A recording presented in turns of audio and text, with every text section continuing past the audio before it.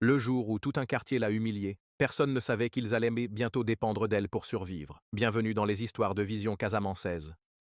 Ils ont ri, ils ont pointé du doigt, ils ont fermé leurs portes. Mais ce jour-là, ils ont réveillé quelque chose qu'ils ne pouvaient plus arrêter. Dans un quartier paisible de Kolda, tout semblait parfait. Les routes étaient propres, balayées chaque matin. Les maisons étaient modernes, élégantes, aux couleurs éclatantes. Les portails brillaient sous le soleil. Car en Casamance, bien avant le lever du jour, les femmes se lèvent pour balayer leur cour avec soin, perpétuant une tradition de propreté, de dignité et de respect du foyer. Stationnée avec élégance. Mais au milieu de cette harmonie, il y avait Aminata. Sa maison était petite, coincée entre deux grandes villas. Les murs étaient fissurés. La peinture s'était effacée avec le temps. Chaque matin, elle balayait devant sa porte avec une précision presque parfaite, comme si elle essayait de cacher, avec la propreté, ce que la vie ne lui avait pas donné.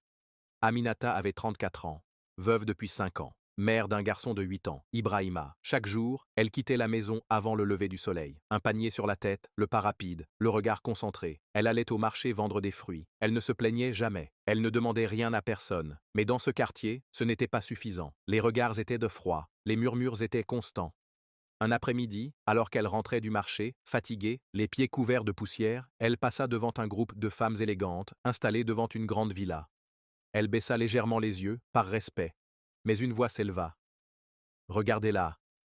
Elle vit ici, comme si elle était des nôtres. Des rires éclatèrent. Avec sa maison là, elle gâche toute l'image du quartier. Aminata continua de marcher, sans répondre, sans s'arrêter. Mais ses mains tremblaient, légèrement.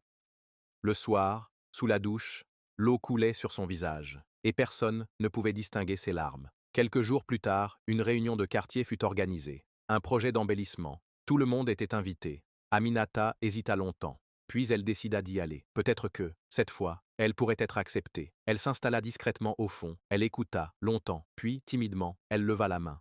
Je pense que, on pourrait aussi aider les familles qui ont moins de moyens. Un silence. Puis soudain, un homme bien habillé éclata de rire. Toi, tu veux qu'on t'aide, toi, c'est ça? Les rires se répandirent dans toute la salle. Avant de parler d'embellissement, commence par ta maison. Aminata sentit son cœur se serrer, son regard se baissa. Elle resta immobile quelques secondes, puis elle se leva, sans un mot, et elle partit. Ce soir-là, elle ne pleura pas. Elle resta assise dans le noir, longtemps, très longtemps, et dans ce silence, quelque chose en elle changea. Le lendemain matin, en ouvrant sa porte, elle trouva une enveloppe posée au sol, sans nom, sans explication. Elle l'ouvrit. À l'intérieur, une somme d'argent, et un mot. Je vois tes efforts, continue, tu es plus forte que tu ne le penses. Aminata regarda autour d'elle. Personne, mais pour la première fois,